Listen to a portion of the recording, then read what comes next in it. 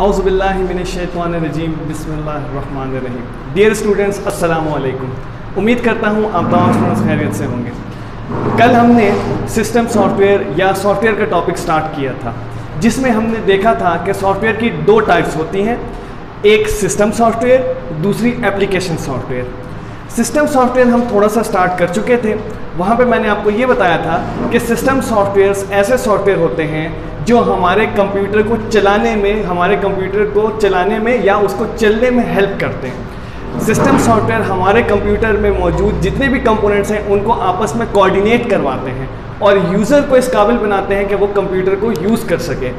System software के अंदर जो हमारे पास सबसे पहली कैटेगरी थी, आपको याद होगा, वो था हमारे पास ऑपरेटिंग सिस्टम।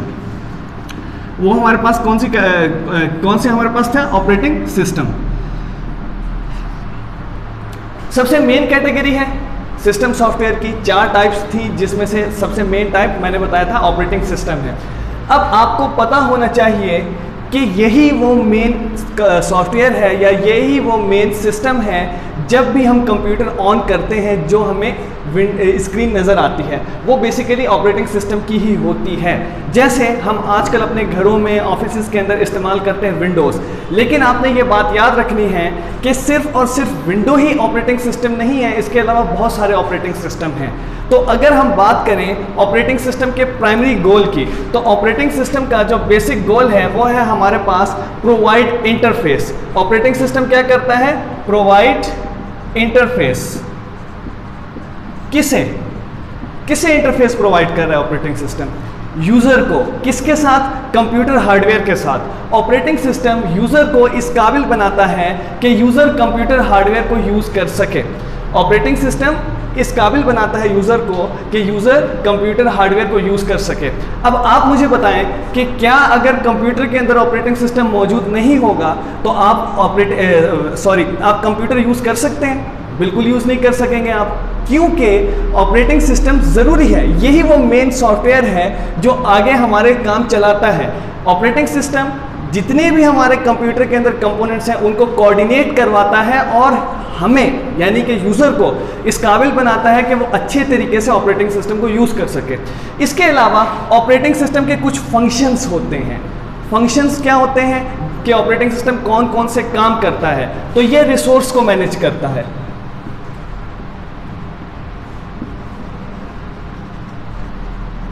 ये क्या कर रहा है? रिसोर्सेज को मैनेज कर रहा है, रिसोर्स मैनेजमेंट के काम करता है।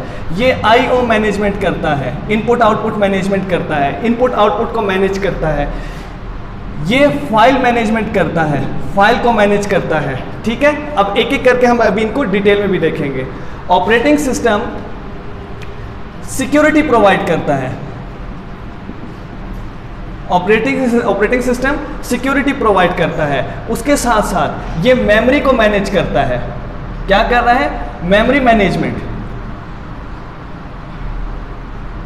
ये मेमोरी मैनेज कर रहा है, रिसोर्सेज मैनेज कर रहा है। अब ज़रा हम इसको जल्दी से एक दफ़ा ओवरव्यू कर लेते हैं कि ये किस तरह हमारे सिस्टम को मैनेज करता है।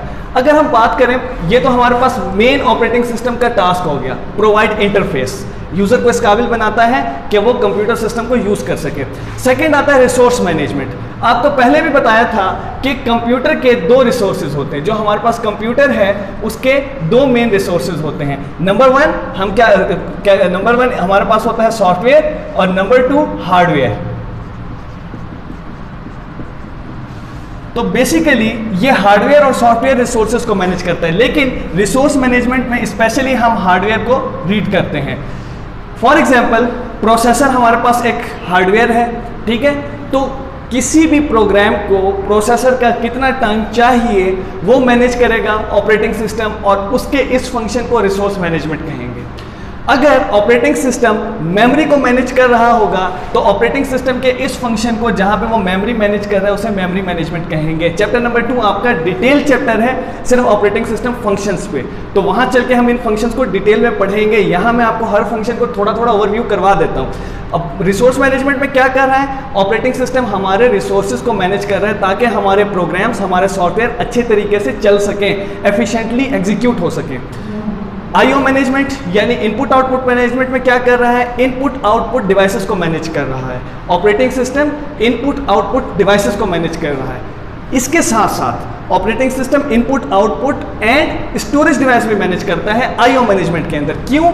क्योंकि हमें पता है कि जब हम कंप्यूटर को इनपुट दे रहे हैं, इनपुट के बाद वो प्रोसेस हो रहा है, प्रोसेस के बाद जो इन्फॉर्मेशन हमारे पास आ रही है या आउटपुट डिवाइसेस पे आउट होगी या हम उसको स्टोरेज डिवाइसेस में स्टोर करेंगे। तो आउटपुट अगर आउटपुट डिवाइसेस पे आएगी तो वो आउटपुट डिवाइसेस में आउटपुट हो रही है, और अगर आउटपुट मैं स्टोर कर रहा हूं तो वो आउटपुट स्टोरेज डिवाइसेस में स्टोर हो रही है। तो input output and storage devices को भी मैनेज कर रहा है। उसके बाद फाइल मैनेजमेंट, क्या हम बगैर ऑपरेटिंग सिस्टम के अपनी फाइल्स को एक्सेस कर सकते हैं? बिल्कुल एक्सेस नहीं कर सकते, क्योंकि ऑपरेटिंग सिस्टम ही हमें वो इंटरफेस प्रोवाइड करता है जिसके थ्रू हम अपनी फाइल्स को एक्सेस करेंगे। मिसाल के तौर पे मेरे पास यहाँ सामने हार्ड डिस्क पड़ी हुई है, मैं इसको देख सकता हूँ लेकिन उसके अंदर मौजूद फाइल्स नहीं देख सकता, नहीं रीड कर सकता। ऑपरेटिंग सिस्टम ही हमें इस काबिल बनाएगा कि हम वो फाइल्स रीड कर सकें। उसके बाद सिक्योरिटी कैसे प्रोवाइड करता है?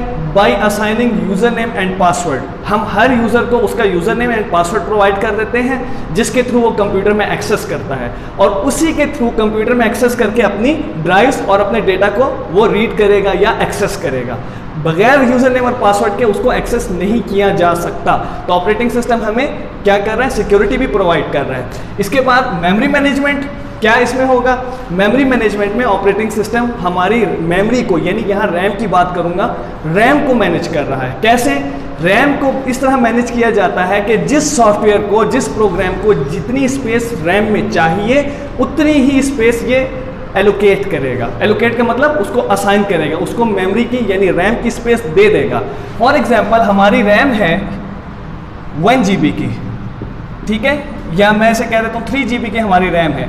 मैं इसमें प्रोग्राम चला रहा हूँ 2, P1 एंड P2। प्रोग्राम 1 को 512 MB 512 MB स्पेस चाहिए, जबकि प्रोग्राम 2 को 1 GB स्पेस चाहिए। तो ऑपरेटिंग सिस्टम प्रोग्राम 1 को 512 MB ही असाइन करेगा, जबकि प्रोग्राम नंबर 2 को 1 GB ही असाइन करेगा, ना इससे ज़्यादा ना इससे कम। तो इस तरह की मैनेजमेंट को हम ऑपरेटिंग सिस्टम के मेमोरी मैनेजमेंट का फंक्शन कहते हैं।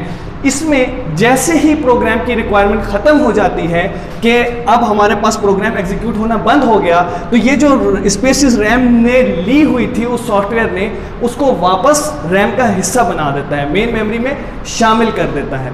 इसके अलावा कुछ और फंक्शंस भी हैं। स्टोरेज डिवाइस मैनेजमेंट, जिसमें स्टोरेज डिवाइस को मैनेज किया जाता है, किस तरह स्टोरेज मैनेजमेंट होती है, कैसे डेटा सेव किया जाता है, ये ऑपरेटिंग सिस्टम का स्टोरेज मैनेजमेंट में आएगा। याद रखना है स्टोरेज मैनेजमेंट में फाइल स्टोरेज स्टोर कैसे होती है उससे रिलेटेड मैनेजमेंट है, जबकि आईओ मैनेजमेंट में भी स्टोरेज डिवाइसेस का जिक्र हुआ है, लेकिन वो एज आउटपुट हुआ कि आउटपुट अगर आउटपुट डिवाइसेस में मैं प्रिंट नहीं कर रहा, शो नहीं कर रहा, या मैं उसको स्पीकर से आउटपुट नहीं कर रहा, उसको अगर मैं स्टोरेज डिवाइसेस में सेव कर रहा हूं तो वो भी आईओ मैनेजमेंट का ही हिस्सा होगा।